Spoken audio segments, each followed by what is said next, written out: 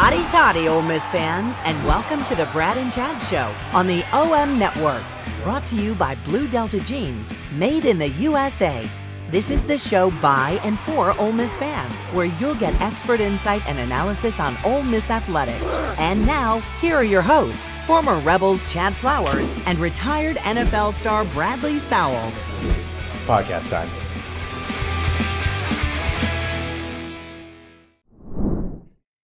February 27th, Brad and Chad Show, brought to you by Blue Delta Jeans. Chad Flowers here. Bradley Sowell, how are you today, ma'am?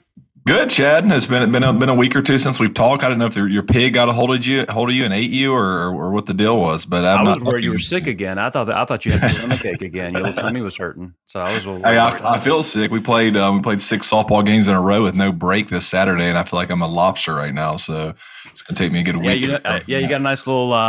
Looks like a little tan line from the sunglasses on your eyes there. Yeah, it's not a spray tan, I promise. It is a straight it's a straight hard-headed, no sunscreen, Mississippi ballpark tan. Only thing I was missing was the vape pen, the old mom sitting there with the vape pen. But other than that, like I am authentically burnt.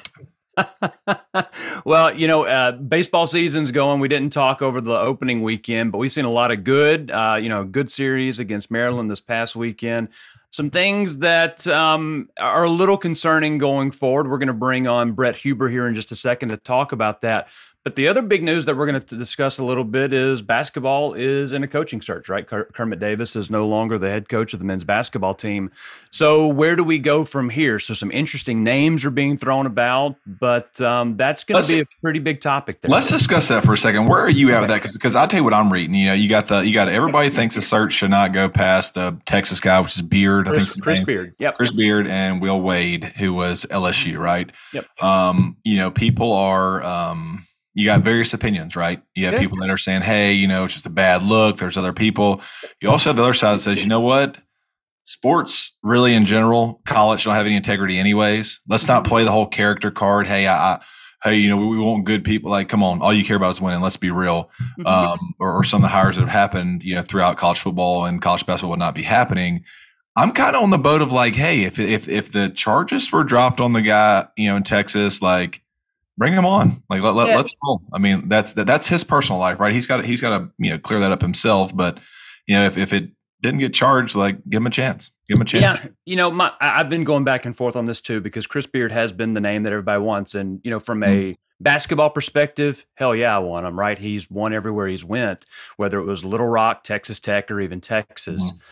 The problem that I have with it is, look. Yes, charges have been dropped. That doesn't mean he didn't do it, right? His fiance did recant her initial statement that she gave in her police report. And if you read the police report, it's pretty ugly.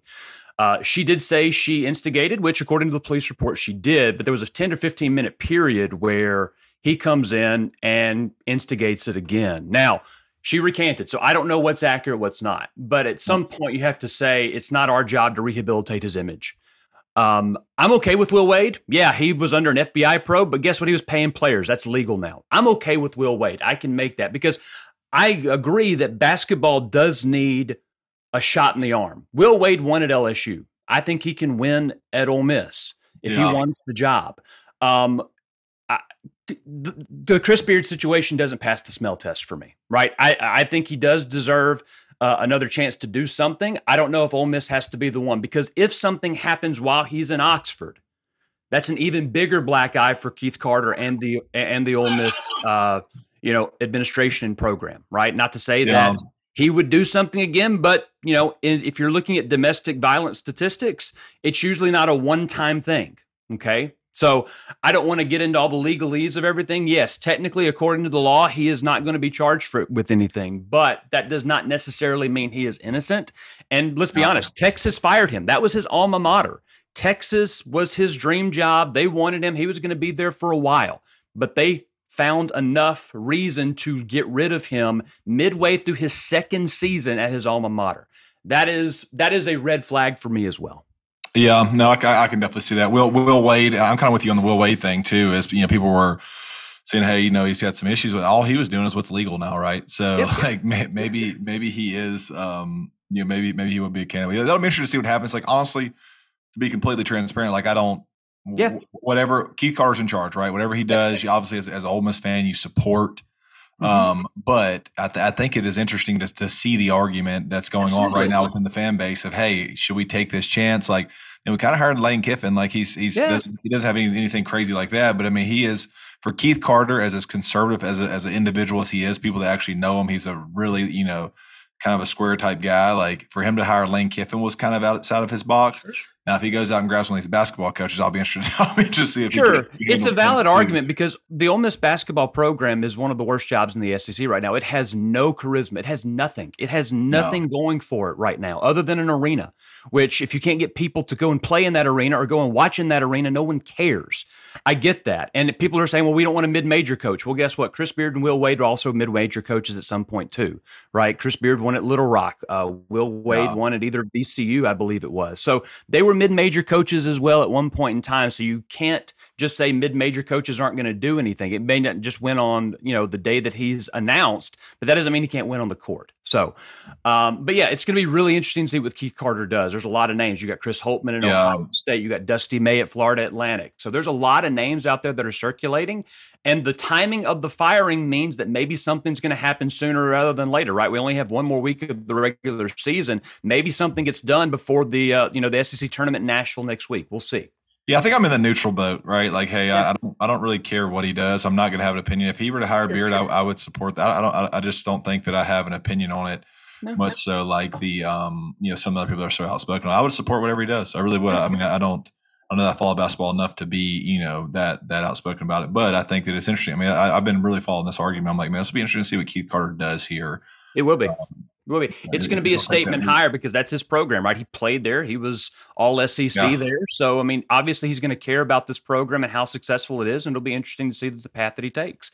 Now, speaking of people that have, played at Ole Miss, we actually have someone that's going to be joining us, on our Nest and Wild hotline. Former closer of Ole Miss. He's actually the all-time saves leader in Ole Miss history. Mr. Brett Huber is joining us today. Brett, how are you, man? I am doing fantastic. How are you guys?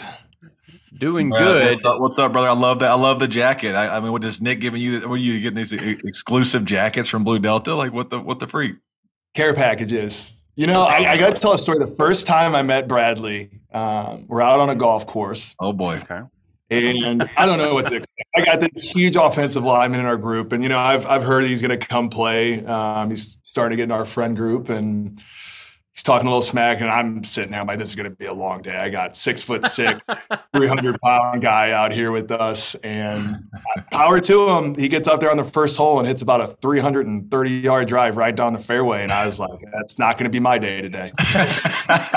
We had some epic battles, and sorry to the Ole Miss golf course, but Brett and I and our friends, we played a lot of golf, free golf, and it was fun. So we can openly admit it now. 10 years ago, we was playing some good free golf out the Ole Miss golf. I'm sure y'all were only on the cart pass too. Y'all weren't taking advantage of driving on the fairways or around the green or anything like that either. Yeah, not at all, man. Not at all. How's that golf swing going right now? You're about to figure it out. You're about to figure out the same thing I figured out when you have a bunch of kids. I know you just had a new kid. It's going to dramatically fall off. So it's so I can hold it together, but it's not like it was. I can tell you that. I'm sure you're just fine. If I can give you any advice as a new father, one thing that I would recommend is try to get them to skip age 3. If you can go from 2 to 4, then you'll be golden, dude. That's really all you need to look for, because 3 is hell.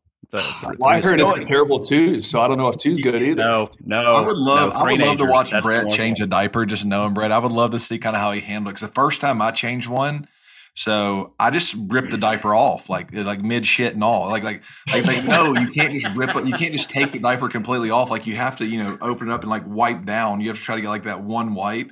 I just rip it off and shit's everywhere. And it's like, nah, bro, you got a long way to go. So 4 later, I figured it out. First experience, the fire hose just right over his right. Oh yeah. I didn't know what to do. The best is when that happens at 2:00 in the morning. Yeah, right on the neck. Yeah. Well, we're here to talk about some. So Yeah, so we had a pretty interesting 3-game series against Maryland this past weekend, and kudos to Maryland. They're a pretty solid baseball team, right? Ranked 13th in the country, and they looked every bit of it, especially Friday night. Rebels took 2 out of 3. What are your early impressions? Let's start on the offensive side of the ball, Brett. What are your impressions of how we've been able to replace your Kevin Grahams, your Tim Elkos, at the plate? Well, I think it all starts with Mike Clement. Ever since Mike got there, following Cliff Godwin, he's just done an amazing job being there when I was the director of operations. I think what Clem does so well is creating that relationship with his players, whether they're new, coming back, looking for a big year, having that relationship with his guys, giving them the confidence to go out there and be able to produce. He's one of the best at it. But kind of what you're seeing so far, seeing Calarco, especially this weekend with a big blast. Ethan Groff, not only at the plate, but I think he's 5 for 5 stolen bases. Yep. Are those guys Tim Elko, Justin Bench, Kevin Graham? No, but early on, you really liking what you're seeing in the box, especially against a program like you said. Maryland the last few years has done a great job, recruiting. Becoming a staple in college baseball. So a big series win. But offensively, TJ McCann's back, Gonzalez, top 5, possible top 5 draft. Those guys are going to hold their own. But bringing those new guys along, seeing what we've seen so far, I've been pretty excited about. Brad, do you think the development of, I guess Calvin Harris and TJ McCants is playing a huge role? I think if you look at it, in my opinion, I'm not a baseball, expert like you would be, but I feel like guys like TJ McCants, Alderman, and Calvin Harris taking that next step has really, made this team. I thought we were going to be good, but I think offensively, man, those guys are starting to play at another level, and I think it's making the hit of Kevin Graham, Tim Elko, and them be a lot less. Well, I think just the physical, just those guys stepping in the box, their presence alone. I think that's defining for them. Calvin last year really took off. Yeah, I think he showed some signs early in the season, but we always say SEC tournament, there's always a guy that shows up, whatever team it is, somebody takes another step. And I think, Calvin was that guy last year. But seeing people like him and Kemp Alderman, who's probably averaging over 100 miles an hour exit velo off the bat right now, having guys like that walk in the box it's really exciting to see. I think Calvin Harris has been the most impressive hitter so far this season. He goes oppo. He hit a walk-off grand slam yesterday, but he's using all parts of the field. Obviously Gonzalez gets a lot of the kudos. He's a very talented player, but Calvin Harris has been just a godsend, especially considering what we lost. We talked about what was lost in production and lineup. He's been fantastic. Now, it kind of goes back to Coach Clem. Kevin Graham was the guy that came in as a very pull-heavy guy. That's kind of what his swing was. And, Clem did an amazing job with him working all fields. And just like you mentioned, Calvin, was it twice this weekend going opposite field home runs? I think just showing, having the patience and going through the process of, getting that development and getting that swing better to use all fields, Coach Clem just does such a good job at, and you're seeing that now in his junior year. You mentioned Calarco and McCants. They had some pretty emphatic home runs this past weekend.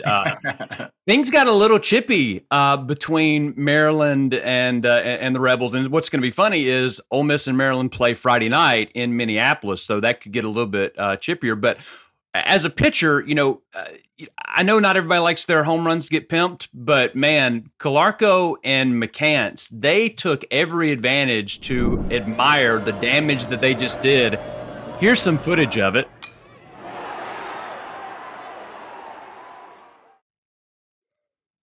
And McCants just sitting back there talking to the catcher. What's your reaction to seeing these bombs and how they were admired? Now, obviously, you're rooting for Ole Miss, but as a pitcher, what is your reaction to that? As a pitcher, to be honest with you, you don't really look at those things too often. You made a bad pitch, you tip your cap. But I think Ole Miss needs to, guys are you're the national champion. So every game you're going to play, opposing teams are going to treat it like the national championship, and things are going to get chippy. Especially in today's game, you're watching big league guys. This is what they're doing. These are players, athletes are looking up to these days, and that's kind of the style of play now. And I don't think there's anything wrong with, a little chippiness. Everybody at, it's playing Power 5 conference baseball is competitive. There's going to be chippiness that's going on. Brett, if he does that to you, are you throwing at him or what? Are you whizzle one by their head the next time or what? I don't think so. You got to stick with the one pitch at a time. I mean, you can get as frustrated as you can, but you just let up that bomb, so deal with it. Yeah. Brett, as a pitcher, one of the things that have probably been the most concerning are the amount of walks that the Rebels stat. I think that we're at 46 walks now for the season. It doesn't look like anybody has just been ridiculously wild. The Maryland brought in a reliever yesterday, couldn't find the plate. It feels like the pitchers are nibbling a little bit more, and maybe it's a tighter zone from the umpires. I don't know what your thoughts were, but when you got a lot of young pitchers like this and guys can't find the strike zone, or at least where the umpires are not going to call it, what is Bianco and some of the guys going to have to do to try to rectify this? Well, I think the first thing you mentioned, you're seeing a lot of fresh faces this year. And with that, you're playing in front of, 10,000 people on a weekend that they're not used to. So really diving into that pre-pitch routine with these guys, getting them thrown in the fire. I mean, you have to. You've seen the lineup, you've seen the pitching changes. That's what Coach Bianco does early in the year to see who's going to fit, and you have to throw guys in the fire early. So them experiencing that early, I think, is going to really help. It does. It's hard to watch guys go out there and, like you said, it's full count 2-2. They're going to figure out, if they want to pitch, strike one's extremely important, get it ahead of counts. And that pre-pitch routine is so important to the game, whether you're a hitter or a pitcher. Baseball is one of the hardest sports out there. There's a lot of failure in it, and being able to stay present, stay where your feet are is extremely important. So getting those guys out there more, I think that's going to help, and just finding out, who's going to be able to play a role. You go look back at a lot of years, there's usually 8 guys that are going to solidify themselves as the pitching staff. Good years, you're going to see, closer to 10. But, right now, I think Coach Bianco is going to be able to find out in the next few weeks who's going to be those 8 guys, and he's going to stick with those. Brad, what's it like going into a season? So like there's like what you just alluded to. So is it? I mean, you go in there. Do you guys kind of know the 8 guys, or do you guys kind of have an idea of the 8 guys, and all of a sudden someone shows up and is really good, or how does it kind of come into place? Because I know in football, obviously you have an idea, then it never fails. It is always different, mid-season, whatever you think the lineup's going to be, or another guy comes out of nowhere. Is it kind of like that in baseball too, where guys just kind of rise to the top? Yeah, I think in the fall you kind of know, and especially at the end of the fall, which I always loved, that our staff did was there's a ranking, and the hitters rank them 1 through how many of the pitchers there are, and they get posted, and you see where you rank in those top 8. Like you said, I mean, the one guy I can really pick out for you, part of that Omaha team in 2014 was Sam Smith. Sam Smith was a freshman when I was older, and was a guy that went out there in the fall that you just really, his name wasn't a big name for us. I mean, he just kind of went out there, threw his innings, and then, wasn't really ranked at that high totem pole in that ranking of pitchers, and came back in the spring and was like a whole different person. So I think it challenges guys, to be honest with you. And if you're not one of those 8, I mean, what do you got to do to get better? And when you get your time to get in the game, you got to be able to produce, and you get yourself more opportunities. Brett, you mentioned routine for both hitters and pitchers. One of the big efforts that you're seeing right now in Major League Baseball, spring training starting up, is they're implementing a pitch clock. Now that's been in the college game for a couple years now. I can already see you shaking your head. What are your thoughts on trying to speed up the game a little bit with the use of a pitch clock in baseball? I'm out on it, to be honest with you, especially when you're getting in pressure situations. I mean, you're talking pitch calling, you're talking bunt defenses, you're talking any type of shift in your infield, outfield.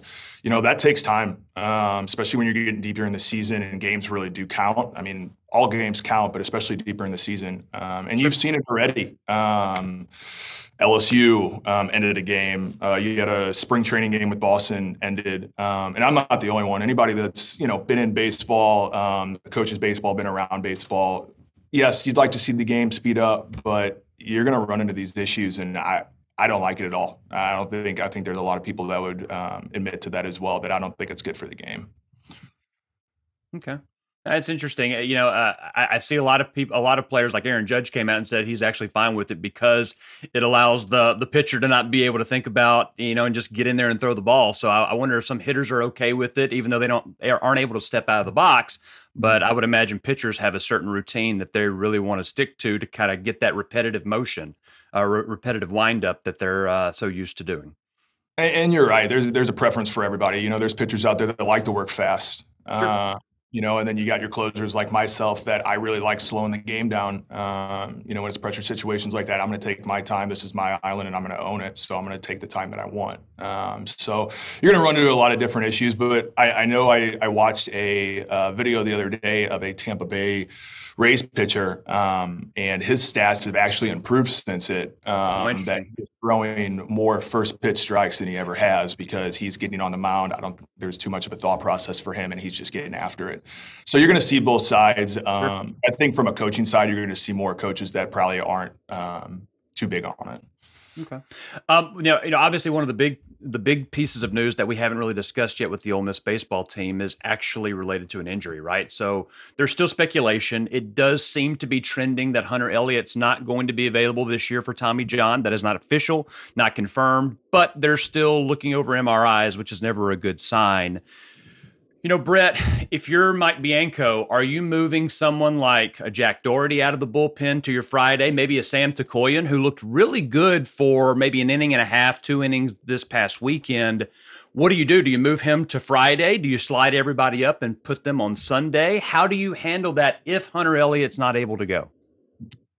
I think he made the right decision this past weekend with Jack, and I think they're going to continue to stay with Jack for a little bit. I am super high on Grayson Saunier. I know he didn't have a great outing this weekend, but I think, you know, he's a guy that's going to continue to get better as a freshman. And you have Mason Nichols. You know, he had a lot of experience last year. I think you can slide him into the closer role as well. But like you said, Tukusin, I think was solid this weekend. There's a lot of fresh faces this year, and I think you're just going to continue to see Coach Bianco change it up a little bit early on and see what fits best. I mean, you might see Jack stay there. You might see Grayson get further down the season and move into Friday. There's a lot of options out there, obviously, but it's who's going to step up. You know, Friday night, those are ace against ace, and that's your best guy. So whoever wants to step up and take Hunter's spot, you know, you're up. Is it possible to make a run without solid pitching though? I mean, it was my biggest concern going in. You know, obviously we've out hit Maryland, that was great, but you get an SEC and you're facing, you know, a real Friday night guy, a real Saturday guy. Can we out hit them while they're hitting us like that? Is my biggest concern going forward. Yeah, zeros are super important, but I think last year showed a little bit too. I think, you know, Derek Diamond had a very roller coaster of a year last year, and you saw how our staff really grinded it out all season. And I think you're going to see the same this year. You know, just like last year, I mean, we were in the darkest of darkest holes, and there's nobody better for that job than Coach Bianco. And kudos to the team too. Mad props to them to be able to stick together, but that staff especially keeping those guys together. And I think you're going to see the same thing this year. You know, having one of your best players go down is rough, but there's no better staff out there to keep that team together and keep guys producing.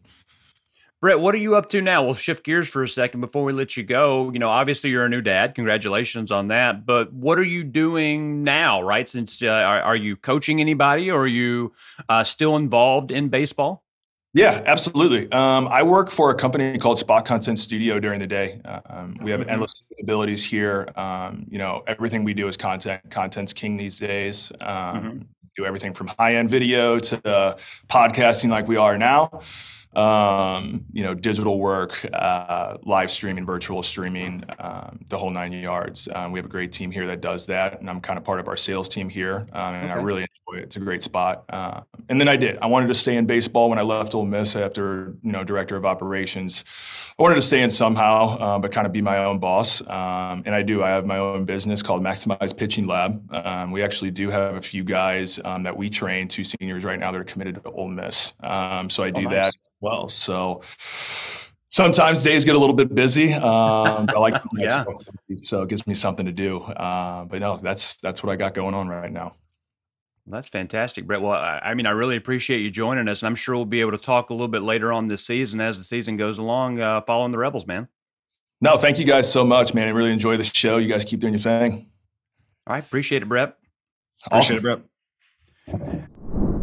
That's Brett Huber on the Nest and Wild hotline created by Southern Craftsman. Nest and Wild mattresses are powered by decades of experience and passion for improving your quality of sleep, backed by a 99-night guarantee. They will help you sleep easy, and they're made locally in Tupelo, Mississippi. You can find them on Amazon, or nestonwild.com. Bradley, did you get a chance? I know you said you were, you were softballing this weekend. Did you get a chance to watch any of the games this weekend, Ole Miss?